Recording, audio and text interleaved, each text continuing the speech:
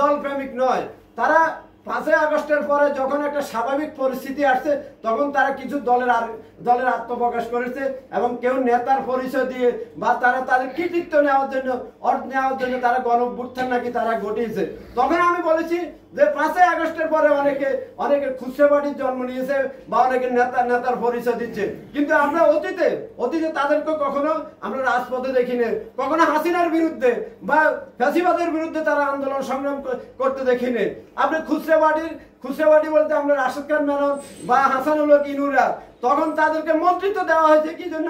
শুধু জিয়া পরিবারকে গায়েল করার জন্য এবং বেগম খালেদা জিয়া এবং তারেক রহমান সম্পর্কে বা তাদের চারিত্রিক সম্পর্ক তারা এইভাবে ন্যাক্কারজনক মন্তব্য করেছে এবং তারা শুধু এই টেলিভিশন এবং গণমাধ্যমে শুধু প্রচার ওইটাই করত।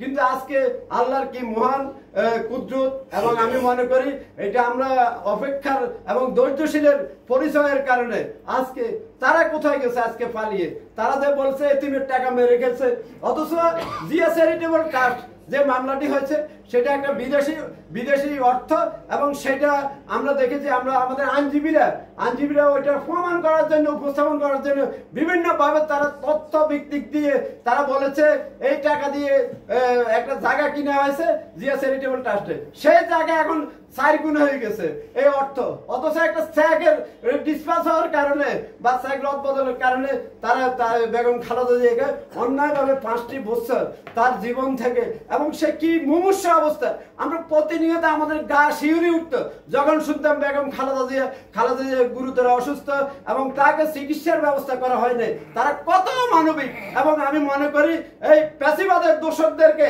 আজকে আমাদের কিছু লোকজন তারা আশ্রয় বস্ত্র দিচ্ছে এবং তাদেরকে দিয়ে বিভিন্ন আকাম কুকাম করছে এবং দখলবাজি করছে। আমি মনে করি বিএনপির যারা দায়িত্বশীল নেতৃত্ব, একটা কর্মীও এই কাজ করতে পারে না, এবং বিএনপির ভারপ্রাপ্ত চেয়ারম্যান জনাব তারেক রহমান বারবার হুঁশিয়ারি বার্তা দিয়েছে।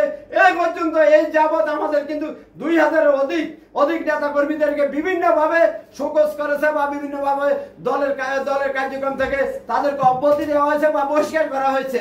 ঠিক সেই মুহূর্তে আমরা বলবো আজকে ডাক্তার জুবাইদা রহমান একটা বিজ্ঞ বিশেষ চিকিৎসক, এবং এই চিকিৎসা ব্যবস্থাকে আমরা যদি কাজে লাগাতে পারি, এবং আমরা যদি জিয়া পরিবার কিন্তু রাজনৈতিকভাবে যেমনিভাবে পরিচিত অর্জন করছে, ঠিক সেইভাবে সামাজিকভাবে জিয়া পরিবারের সদস্যরা বিভিন্ন সেক্টরে কিন্তু তারা কাজ করে যাচ্ছে।